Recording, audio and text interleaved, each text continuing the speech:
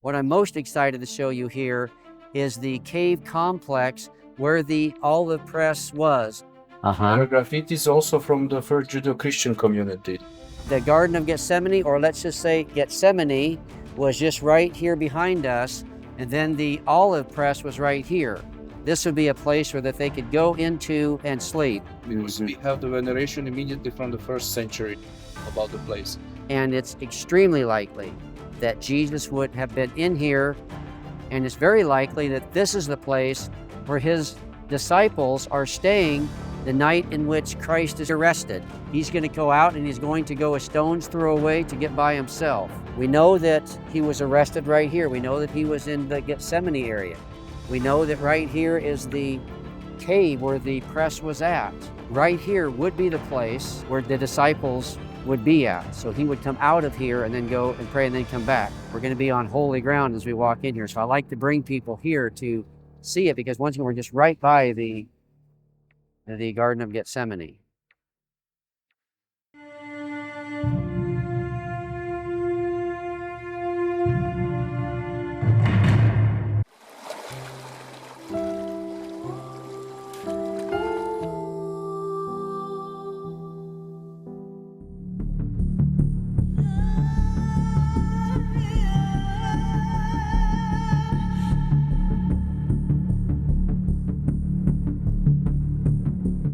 So once again, this is the Mount of Olives. And so all of these olives that are being produced and harvested, right here is going to be the main processing place for them. It's large under here. So it's in the shade, you can work in there, it's really nice. But then also, then people could stay in here when it wasn't in use. And so Passover, when Christ was crucified, was in the spring. So the olives weren't being processed at this time. And then the disciples could stay here, because in the spring it's pretty cool here in Jerusalem. They're not going to be just sleeping in sleeping bags out under the stars. They are going to be sleeping in these caves, maybe in the homes. We know that they stayed in the home of Mary and Martha and Lazarus on occasion. But when they're here, it says repeatedly in Scripture that he came to the Mount of Olives. So it's just right next to Jerusalem. And in Jesus' time, there wasn't homes and stuff built here. It was just mainly olive trees. So then this would be a place where that they could go into and sleep. We know that he was arrested right here. We know that he was in the Gethsemane area. We know that right here is the cave where the press was at. And so right here would be the place the disciples would be at. So he would come out of here and then go and pray and then come back. I think you'll find this very touching. So are you ready to go down here and explore this site? Let's go down here and see this.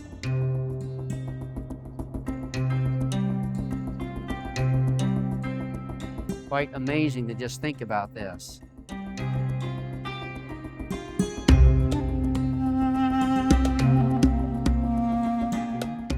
Then of course it's going to say Gethsemane. Once again in Hebrew, Gethsemane is two words. Geth is press, and semene is oil. So it's the press of the oil. In this situation, the press of the olive oil. The olive oil press, as we would say.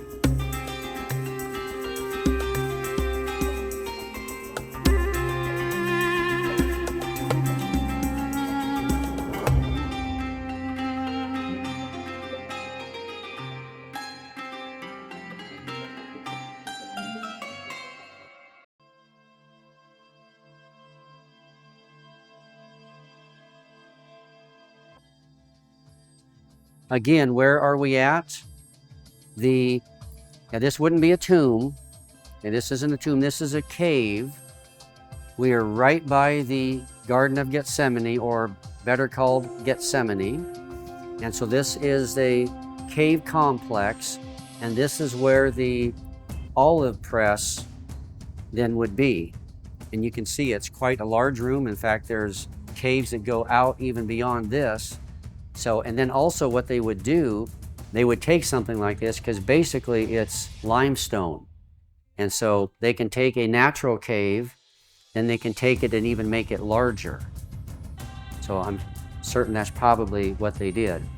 So again, Jesus when he is ministering in Jerusalem, repeatedly Scripture says that he's going to the Mount of Olives.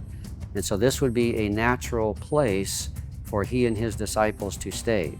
On the night then that Jesus was arrested, after they ate the Last Supper, then the disciples would be in here, and Jesus would go out of here to pray 3 times, and then he would be arrested outside, and then the disciples would flee.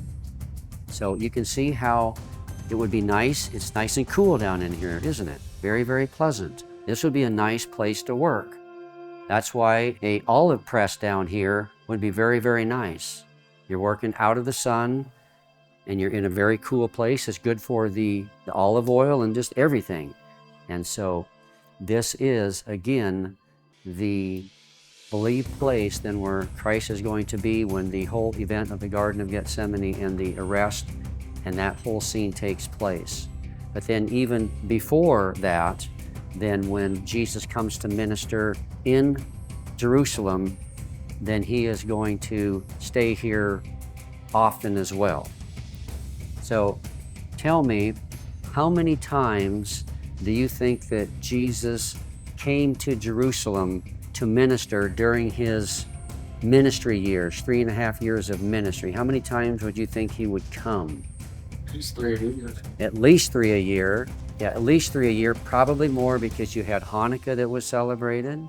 You had Purim, you had the whole situation with Esther, that story.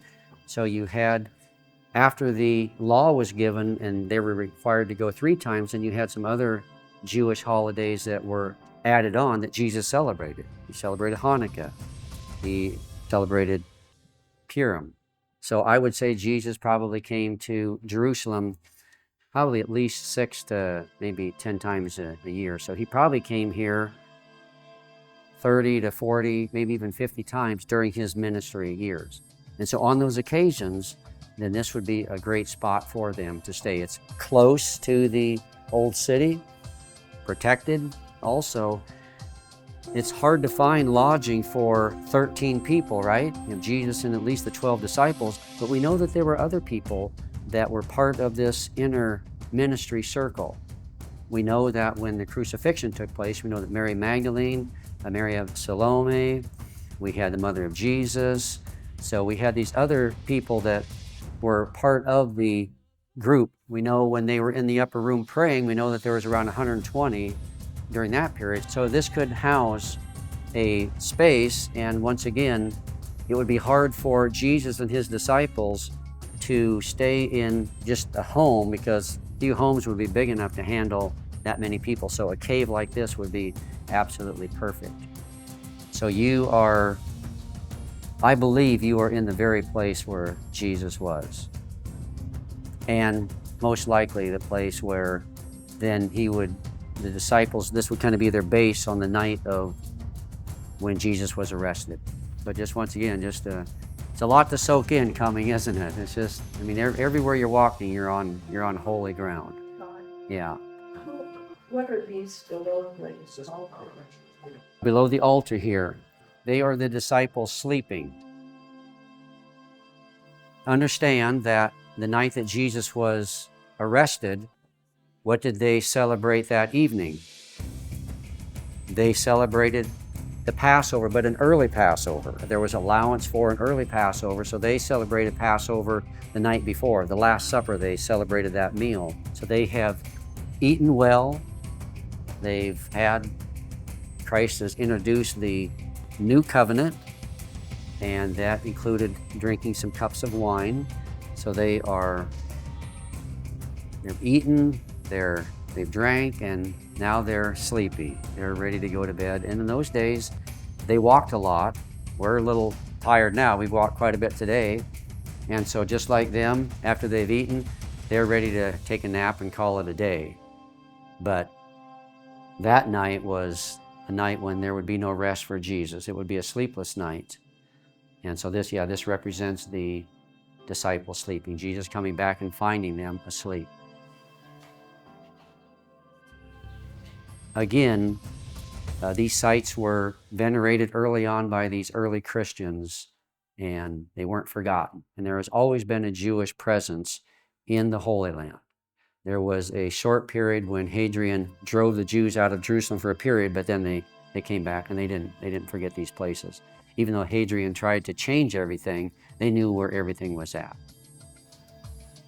And that's why when Hadrian did build things on these holy sites, he was doing it to replace the Christian things with pagan things, because his intent also was to change Jerusalem. He renamed it Aelia Capitolina. This is in 135 roughly AD. And he changed the country to the name of Palestine, which is a derivative of the Philistines. So he was trying to eradicate a Jewish presence from the land. But little did he know, he really helped. He helped God out. He was God's servant, because what he did just preserve these spots even more. Just another layer of evidence that X marks the spot.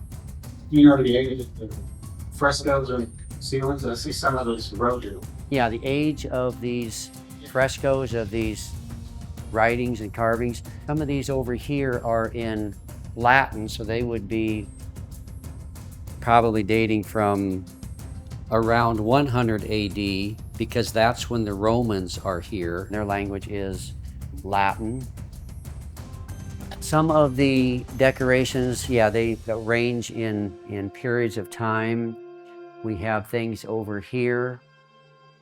Once again, they're just commemorating this site as a holy place, just going back in time. Cross that's just that's rock. It's really open. Yeah.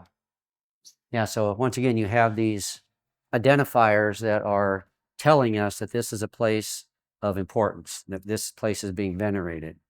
Is there anything in the ceiling or the walls that are important that would be good for us to see? We've identified a couple of crosses up there. Especially here behind are many of them it's not possible to see. Look here. There are graffitis also from the first Judeo-Christian community.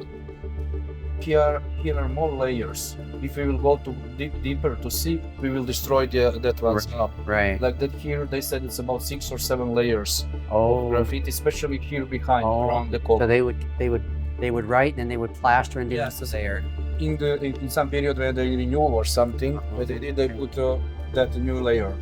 Like that, especially here and here, all you can see are all the graffitis. Okay. Because here you can see the layer is behind, and the other it was been like some part of the decoration also. Okay. The graffitis are down, or the other ones also. And this is coming from the 1st century. This is coming from the Judeo-Christian. Some of them can go in that period, or some of them are Greek. Like that depends. Okay. Different or Byzantine period also. Okay. Okay. And have they identified what the graffiti says? Usually it's the names of the people. Here it was been also decorated. That's probably from the Byzantine. Okay. Okay. Down below, water cistern.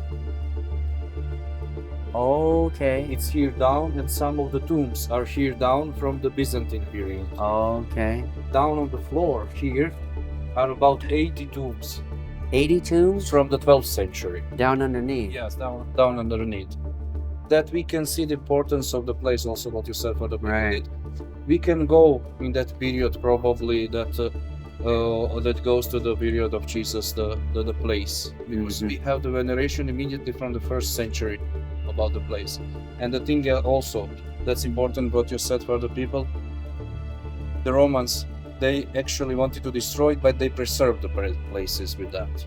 In Semitic culture, it's like that. The tradition goes mouth by mouth to the other. It's not written, but it's Passed on. passed to the generations like that. They knew it where was been the place. Even if on the top was been the pagan temple, down it was been something below for sure. Okay. Now, how much lower would this have gone? This floor here. Here goes deep because it's Okay.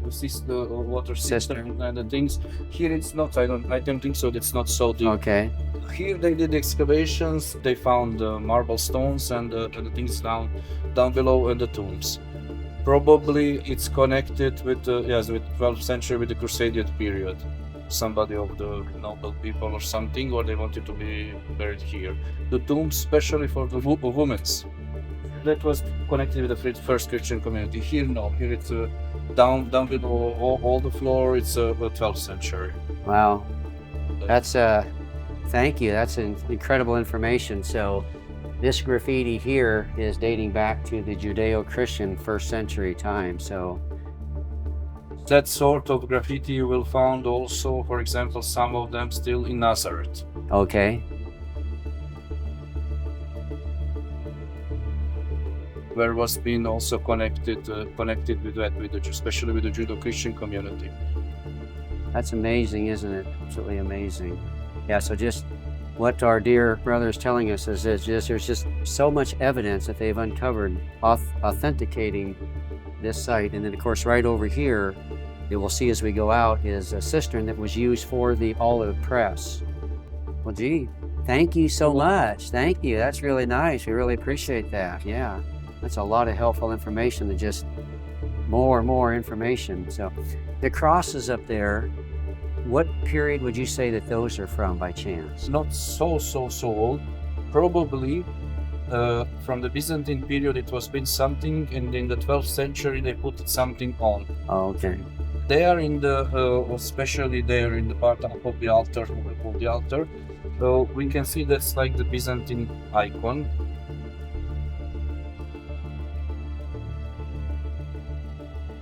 With the Latin characters and the things. Probably in the 12th century they restore or something. Oh, okay. Probably something Byzantine, but with big touch of the 12th century. Okay, kind of touched up and renovated. Yeah. Okay, great.